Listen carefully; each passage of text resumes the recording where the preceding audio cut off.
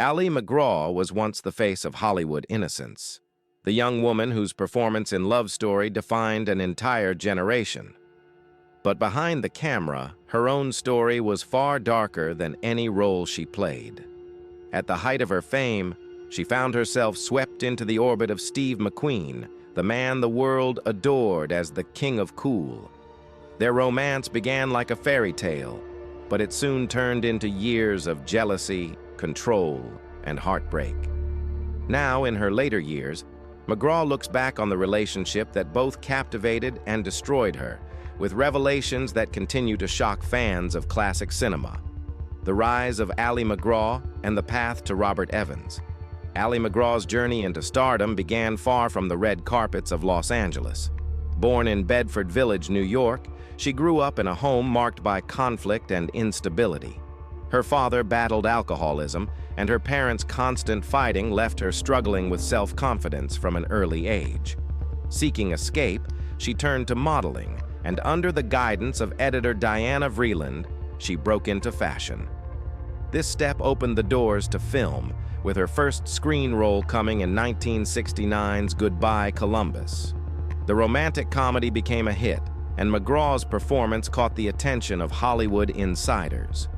It was during this period that she met Robert Evans, a successful producer who was then head of production at Paramount Pictures. Evans saw something extraordinary in the young actress and decided to cast her in Love Story. Released in 1970, the film became a cultural phenomenon. With its heartbreaking tagline, "Love means never having to say you're sorry," the movie grossed more than $100 million worldwide and transformed McGraw into one of the most sought-after actresses of the decade. Her performance as Jenny, the doomed student who captured Ryan O'Neal's heart, cemented her status as a leading lady. Behind the scenes, her relationship with Evans quickly blossomed. They married in 1969, and in 1971 they welcomed their only child, Joshua. Professionally and personally, it seemed as if Ali McGraw had everything: a thriving career, a powerful husband, and the joy of motherhood. Yet destiny was about to pull her in another direction. By 1972, Hollywood was buzzing about The Getaway, an action film directed by Sam Peckinpah and starring Steve McQueen. Evans secured the role of McQueen's wife for McGraw, a decision that would change the course of her life forever. At first, she hesitated, worrying about leaving her young son. But as she later admitted in her 1991 memoir Moving Pictures, the real reason was different. She already sensed the danger of working so closely with McQueen. "I knew I was going to get in some serious trouble with Steve," she confessed. And she was right. The Getaway and the affair that changed everything. When Ali McGraw arrived on the set of The Getaway in 1972, she was still married to Robert Evans, and Steve McQueen was already a global superstar. McQueen, 12 years her senior, carried the aura of a man who had defied the odds. From a troubled childhood marked by abandonment to his rise as Hollywood's ultimate anti-hero, he embodied danger, rebellion, and charisma. For audiences, he was the king of cool, a figure who seamlessly blended his passion for motorcycles and race cars into his screen persona. For McGraw, he was magnetic, almost impossible to resist. From the beginning, their chemistry was undeniable. McGraw would later describe it as chemical, saying that when McQueen entered a room, men, women, and children alike would turn their heads. He had a presence that consumed everything around him, and McGraw, despite her marriage to Evans, was swept up in his world almost immediately. Their affair began shortly after filming started in Texas, and it quickly became the most talked-about romance in Hollywood. The publicity surrounding their relationship boosted interest in The Getaway, which turned into a box office success. But while fans and the press celebrated the passion between the co-stars, the personal consequences were far more complicated. By the end of 1972, McGraw filed for divorce from Evans, a scandal that reverberated throughout Hollywood. Evans, who had given her the role that made her famous, was blindsided by the betrayal. Their breakup later became a subplot in The Offer, the Paramount Plus series about Evans and the making of The Godfather. In July 1973, Ali McGraw and Steve McQueen married. Their union had the glamour of a Hollywood fairy tale, but the reality was far less romantic. McQueen insisted that McGraw sign a prenuptial agreement guaranteeing she would not seek money in the event of divorce. More importantly, he demanded that she abandon her acting career entirely. At the very height of her fame, McGraw stepped away from Hollywood to fulfill his expectations. She later admitted that she agreed out of fear of losing him, even though it meant silencing her own ambitions. Life with Steve McQueen: control, jealousy, and sacrifice. At first, married life in Malibu seemed idyllic. Ali McGraw and Steve McQueen settled into a secluded beach house where they hosted barbecues, walked along the sand, and enjoyed the company of a few close friends. To the outside world, they looked like a glamorous Hollywood couple living the dream. But behind closed doors, cracks quickly began to form. McQueen carried deep emotional scars from his childhood. Abandoned by his father and sent away by his mother, he grew up distrustful, especially of women. Those insecurities resurfaced in his marriage. McGraw recalled that his jealousy was constant, flaring up even if she so much as looked at another man. Yet paradoxically, McQueen himself openly flirted with other women and was rumored to have multiple affairs during their time together. One of the most painful sacrifices for McGraw was giving up her career. McQueen, then the highest-paid actor in the world, told her he didn't want a working wife. "He was the biggest movie star in the world and he didn't want me to work," she admitted years later. Out of love and fear of losing him, she walked away from Hollywood. Instead of attending premieres and working on new scripts, she became a full-time homemaker, raising her son Josh from her marriage to Robert Evans while catering to McQueen's needs. In her memoir, she admitted she played cook, cleaning lady, simple woman to the hilt. The isolation began to weigh on her. Though she adored McQueen, his need for control made her feel increasingly trapped. His substance abuse only worsened the situation. He was known for drinking heavily and using drugs, while she herself began to struggle with alcoholism. What had started as a romance full of passion slowly became a relationship clouded by suspicion, anger, and unspoken resentment. By the mid-1970s, the fairy tale had unraveled. Their home, once a sanctuary, was now filled with tension and silence. McGraw later reflected that she was terrified of being abandoned if she ever spoke her mind. So instead of standing up for herself, she stayed quiet and suffered. The breakup and McQueen's decline. By 1976, the strain of Ali McGraw and Steve McQueen's marriage could no longer be hidden. On movie posters and magazine covers, McQueen was still Hollywood's indomitable tough guy, the man who made millions dream of freedom behind the wheel of a Mustang in Bullitt or on a motorcycle in The Great Escape. But at home, the reality was far less heroic. His addictions had tightened their grip on him. He frequently disappeared into nights of drinking, drugs, and carousing, returning home volatile, withdrawn, or suspicious. For McGraw, who had already surrendered her independence to meet his demands, the loneliness was suffocating. She began drinking more heavily herself, searching for relief, but only sinking deeper into despair. The rumors of McQueen's infidelities gnawed at her. Stories of flings with other women spread quickly in Hollywood circles. At first, she clung to denial, convincing herself that the charismatic man she had once adored was still there, buried beneath the anger and chaos. But soon the whispers became too persistent to ignore. The humiliation was crushing.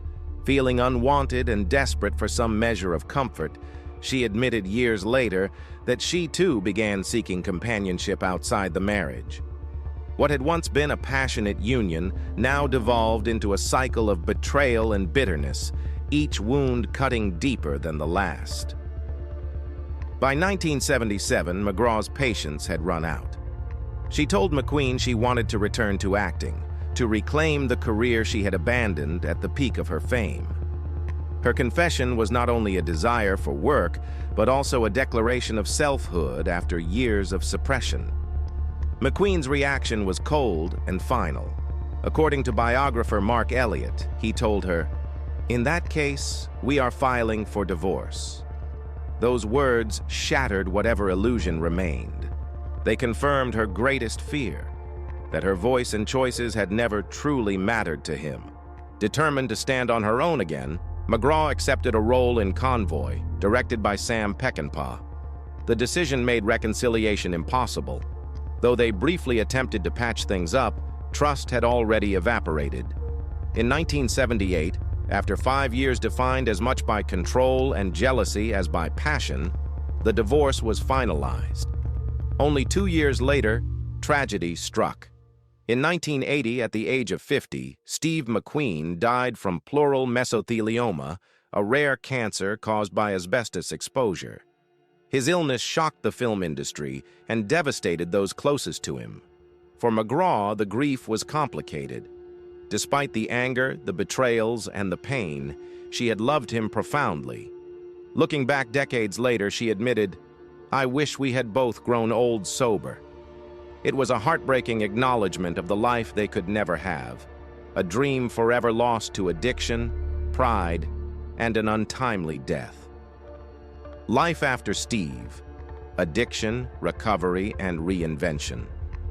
When Steve McQueen died in November 1980, Ali McGra was only 41 years old, a widow of sorts, even though their marriage had already ended. His passing shook her to the core. For years she had feared abandonment, yet nothing could prepare her for the finality of death.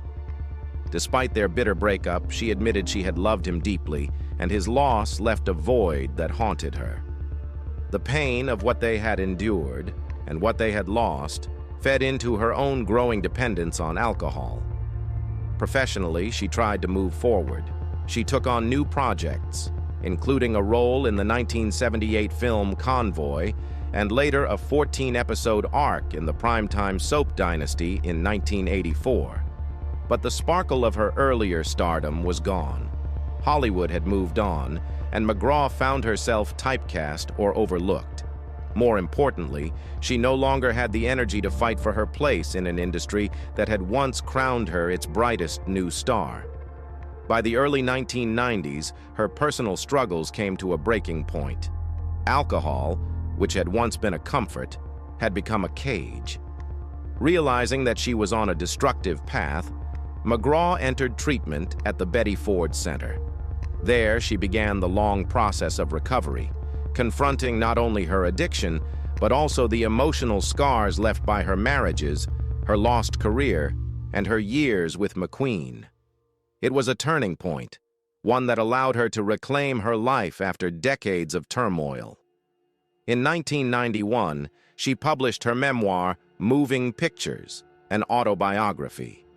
Honest and unflinching, the book laid bare her painful childhood, her tumultuous relationships, and the cost of fame. It became a bestseller, resonating with readers who saw in her story a reflection of their own battles with love, loss, and addiction. By 1994, she left Hollywood altogether, moving to Santa Fe, New Mexico. She traded film sets for quiet days filled with painting, gardening, and spiritual practice. It was there, far from the chaos of the entertainment industry, that Ali McGra began to truly heal. Reflection, sobriety, and life at 85. In Santa Fe, Ali McGra found the peace that had eluded her for decades. Away from the cameras, she devoted herself to sobriety, wellness, and simple living. She practiced yoga and meditation daily, cultivated her garden, and surrounded herself with animals. After years of chaos, she discovered that healing required solitude and stillness.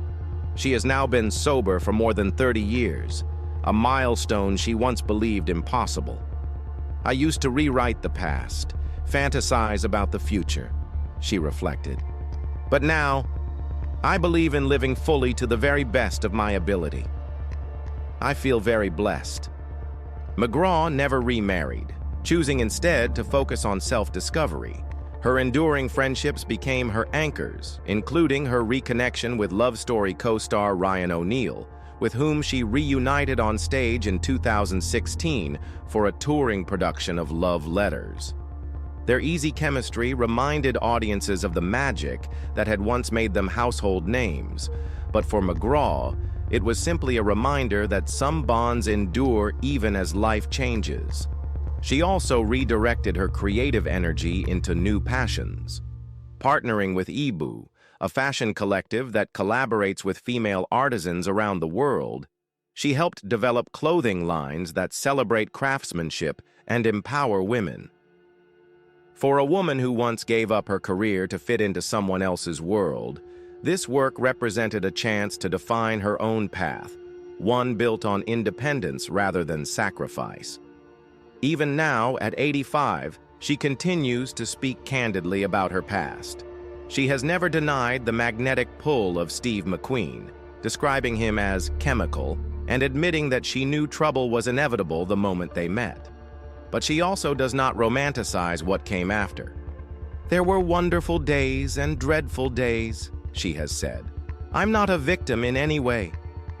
There were many times that were just wonderful, and there were many times that were just ghastly." Her honesty has given her story a resonance beyond Hollywood. Ali McGra is no longer just the young woman from Love Story. She is a survivor who lived through fame, heartbreak, addiction, and loss, and emerged with the strength to finally tell her truth. Ali McGraw's memories of Steve McQueen are filled with both love and pain, a reminder that even the most glamorous romances can hide unbearable struggles. What do you think of her courage in revealing these truths after so many years? Let us know in the comments, and don't forget to like and subscribe for more untold Hollywood stories.